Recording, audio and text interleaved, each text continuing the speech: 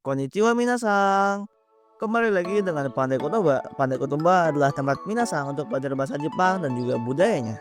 Kali ini kita akan belajar tentang bahasa Jepang. Ya, belajar perbedaan nikui, zurai, dan juga gatai dalam bahasa Jepang. Pernah nggak sih minasang bingung mau pilih kata apa buat bilang susah dalam bahasa Jepang? Karena pilihannya ada tiga. Ada nikui, ada zurai, dan juga gatai. Kira-kira dari ketiga kata ini, apa sih bedanya? Karena tiga kata ini sering banget bikin kita galau karena artinya mirip-mirip ya. Tapi tenang aja, dalam video kali ini, Pandai Kotoba akan coba untuk bahas tuntas tentang perbedaan dari ketiga kata ini walaupun artinya mirip-mirip ya minasan.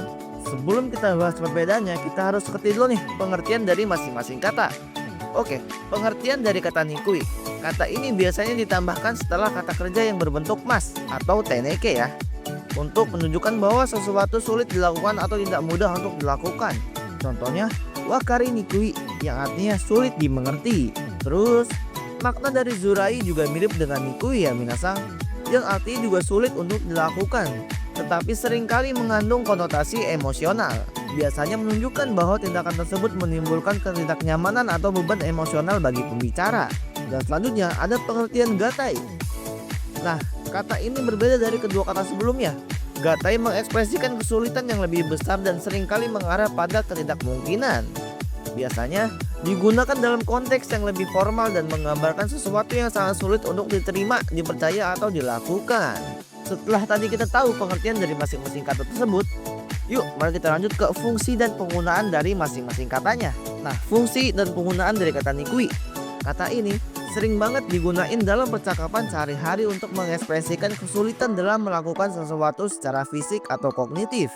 Nikui dapat digunakan untuk segala situasi yang membuat suatu tindakan sulit dilaksanakan tetapi tanpa muatan emosional.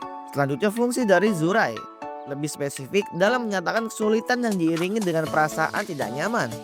Zurai biasa digunakan ketika tindakan tersebut membuat orang merasa tidak enak, merasa terganggu, atau memiliki beban emosional tertentu. Kata ini cocok untuk situasi yang melibatkan perasaan atau sensitivitas emosional. Dan yang selanjutnya, fungsi dari kata gatai, yang biasanya digunakan dalam konteks formal atau tulisan. Kata ini lebih menunjukkan bahwa sesuatu itu tidak hanya sulit, tetapi hampir tidak mungkin terjadi. Gatai juga sering digunakan nih dalam situasi atau ungkapan yang menggambarkan kesulitan dalam memahami, menerima, atau mempercayai sesuatu. Dan dari ketiga kata ini ternyata masih banyak banget loh yang melakukan kesalahan dalam penggunaannya. Yang pertama, menggunakan nikui untuk mengekspresikan beban emosional. Karena sebenarnya nikui ini lebih netral ini minasang. Lebih baik menggunakan zurai jika ingin menambahkan nuansa emosional. Dan yang kedua itu juga ada sedikit keliru dalam menggunakan kata zurai untuk konteksnya formal atau logis. Zurai sebenarnya lebih cocok untuk percakapan santai atau situasi informal. Dan sebaliknya ya minasang, gatai justru lebih cocok atau lebih sesuai dalam konteks resmi atau formal yang menyiratkan tingkat kesulitan yang tinggi. Dan yang ketiga, sedikit keliru dalam menggunakan kata gatai untuk kesulitan fisik biasa. Tadi juga sudah dijelaskan oleh Pandai Kotoba minasang bahwa kata itu digunakan untuk menyatakan kesulitan fisik sehari-hari. Jika ingin menyatakan hal ini, nikui atau zurai lebih tepat. Nah, sekarang yuk coba kita sedikit belajar bagaimana pola kata ini bisa terjadi. Nah, yang pertama dari nikui dulu nih. Nah, pola kalimat nikui ini umumnya menggunakan kata kerja bentuk mas yang dihilangkan akhirannya. Jadi gampang banget. Tinggal yomi mas, hilangnya aja masnya. Jadi yomi tambah nikui, yomi nikui. Seperti itu minasang. Kalau misalnya mau wakari mas, masnya ilangin, sisain wakarinya, tambahin nikui. Jadi wakari nikui, yang artinya sulit dimengerti. Kira-kira begitu minasang. Ya, untuk contoh katanya ada konohon wa yomi nikui desu, yang artinya buku ini sulit dibaca. Paham ya minasang sampai sini? Kita lanjut ke zurai. Sebenarnya kalimat untuk zurai ini mirip dengan kata nikui, yaitu dengan menggunakan kata kerja bentuk mas yang dihilangkan masnya lalu ditambahin zurai. Dan tadi ingat ya, pola ini menunjukkan bahwa tindakan tersebut sulit dan biasanya diiringi dengan rasa emosional.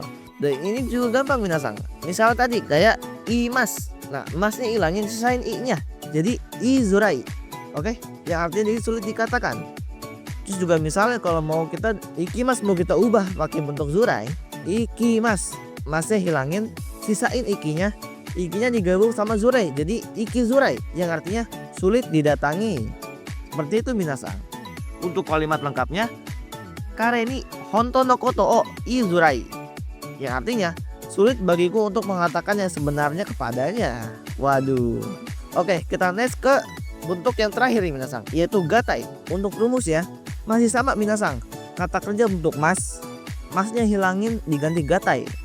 Contohnya shinji mas, masnya hilangin sisain shinjinya. Shinjinya digabung sama gatai, jadi shinji gatai, yang artinya sulit dipercaya.